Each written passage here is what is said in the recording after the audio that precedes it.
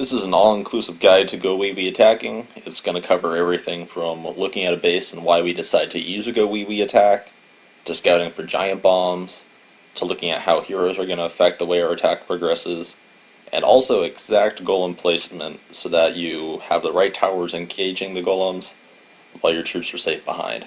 We can see that the 80s are really spread out, and there's also a couple of double giant bomb gaps in the middle of this base. So because of that, we're going to go ahead and rule out either a lava loon or a hog attack.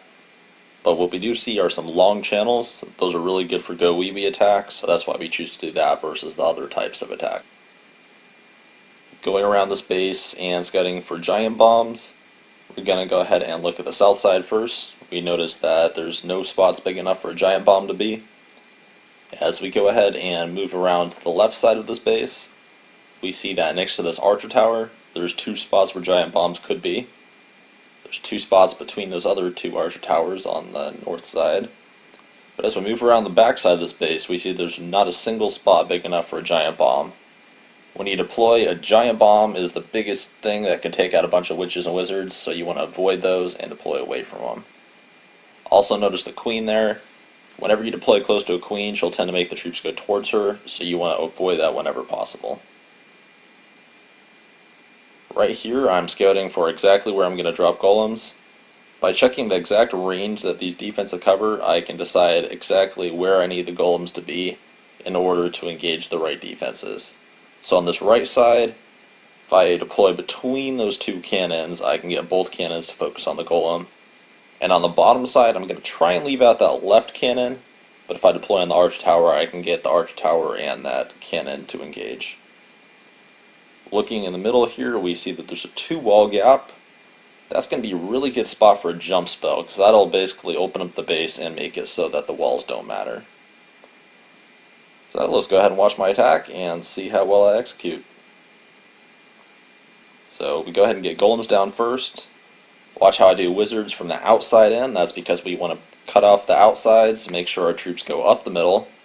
I get witches down, wizards down, heroes down, wall breakers down. I have every single major troop down, and it's been less than 15 seconds. That's really important because your troops need to be down fast to start dealing damage. I go ahead and use that jump spell on that gap, a rage spell through the clan castle that just helps your troops not die to the clan castle and also take out their clan castle quickly. And I go ahead and use a heal spell. Just want to make sure that any of the wizards and witches that were damaged are back up to full health as they go into the middle. So we see the full spread right now. We have my third golem on the left side covering that stuff. On the right side we have the witches' skeletons are protecting everything there. And up the middle we have the main force of the attack.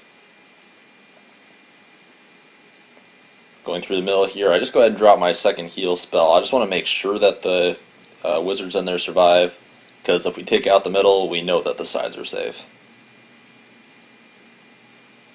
So at this point, we have the bottom 2/3 of the base completely taken out.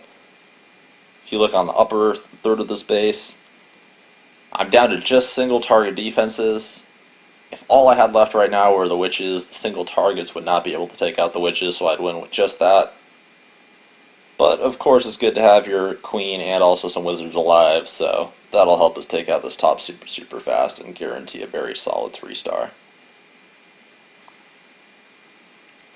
Alright, if you see in that gap right there where we scouted before, there were in fact double giant bombs. That's why we do the scouting, because if we had deployed on that side, our entire attack would have been done in about 15 seconds.